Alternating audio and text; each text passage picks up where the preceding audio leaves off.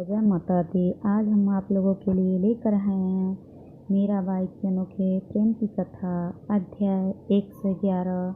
आशा करती हूँ आप लोगों को बहुत अच्छी लगेगी। अगर अच्छी लगे तो लाइक शेयर ज़रूर करें, सब्सक्राइब ज़रूर करें, बेल आइकन ज़रूर दबाएं जिससे आपको अगली कथाएं सबसे पहले आपके पास आ जाएंगे। तो चलिए शुरू करते हैं। चंपा और मीरा श्री राधा कुंड तट के पीछे किसी वृक्ष की ओट में बैठी बात कर रही है। श्री श्याम सुंदर की आज्ञा अनुसार अब मीरा को वृंदावन धाम से श्री द्वारिका प्रस्थान करना होगा। मीरा ने यूँ तो सहर्ष ठाकुर के आदेश का स्वीकार किया, पर कहीं भीतर से श्री वृंदावन छोड़ने की उदासी काट रही है। बाईसा, ठाकुर जी को भोग लग गया, आप भी प्रसाद ले लेती। चमेली ने आकर जैसे ही कहा तो उसकी दृष्टि चंपा पर पड़ी। चंपा का अलौकिक रूप और वस्त्र आभूषण देखकर वह एकाएक हतप्रभ सी हो ठिठक गई और फिर अपनी स्वामिनी के बराबर आसन पर उसे किसी सखी की समान बैठे देख चमेली को थोड़ा बुरा भी लगा। अरे चंपा, कहाँ चली गई थी बिन बताए? तुझे ढूंढ ढूंढ कर तो उनके पाँव ही थक गए। किसी बड़े राजा के यहाँ चाकरी करने लगी है क्या? बाईसा, हुकुम जैसी स्वामिनी तो 7 जन्म में भी नहीं पा सकेगी, समझी? हाँ हाँ समझी, चंपा हंसती हुई बोली। आज तेरे हाथ का बना प्रसाद पाने की मन में आई, इसलिए आ गई। कहते हुए उठकर उसने चमेली को हृदय से लगा लिया।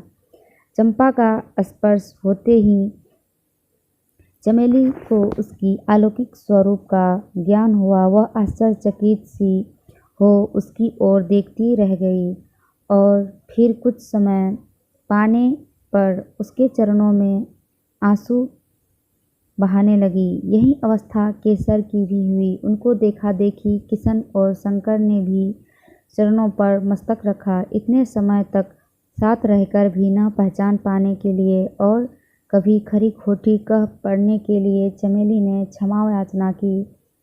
उठो भाई, उसने हाथ से मस्तक स्पर्श किया और उन सबको जीवन सफल होने का आश्वासन दिया। फिर चंपा हंसती हुई बोली, चमेली, बहुत भूख लगी है, आज गिरधर का प्रसाद नहीं मिलेगा क्या? मीरा झट आगे आकर बोली, सदा आप सबने मेरी सेवा की है, आज मैं सबको परोसती हूँ, आप यह सेवा मुझे करने दो।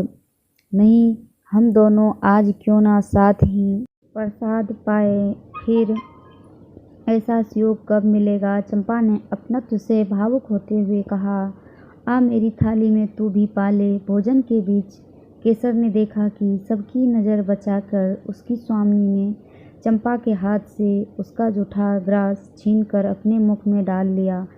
अब मैं चलूं? चंपा चलने को प्रस्तुत हुई। सेवक सेविकाएं ने पुनः प्रणाम किया। मीरा कुछ दूर तक पहुंचाने चली। मीरा का मन फिर भर आया। जब तक वृंदावन का रस नहीं चखा था तब तक सब इतना भावमय नहीं था, तब इतना कुछ नहीं होता था। अभी तो लगता है जैसे कोई प्राणों की ही खींचकर बाहर निकल रहा हो। यहाँ लग रहा था कि अब सब मेरे साथ हो, श्याम सुंदर मेरे साथ है। वृंदावन में मुझे कहीं एकांत नहीं अनुभव होता था।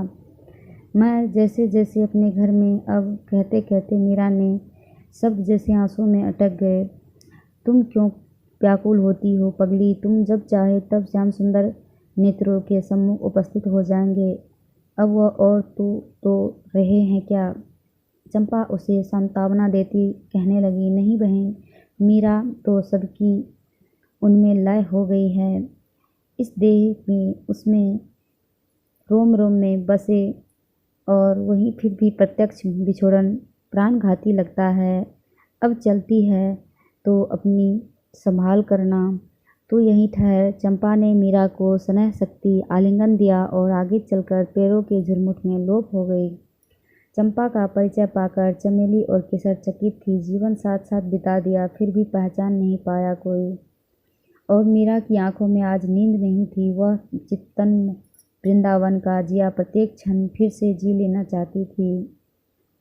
उसकी स्मृति पटल पर एक एक करके यहाँ की सब लीला दर्शन उभर कर आने लगे। उसे वह दिन भी स्मरण में आया जिस दिन वे वृंदावन पहुँचे और फिर यहीं स्वकुंज सिद्ध स्थली के पास वह आकर यहाँ से कहीं और न जाने के विचार से रच बस गई और वह उसका अति सुरुचि पद आली मानो लागे वृंदावनी को मेरा अपने ही भाव और स्वर के लहरियों में उतरने लगी। इससे आगे हम कथा आपको देंगे अध्याय 112 में। तब तक के लिए धन्यवाद। जय माता दी।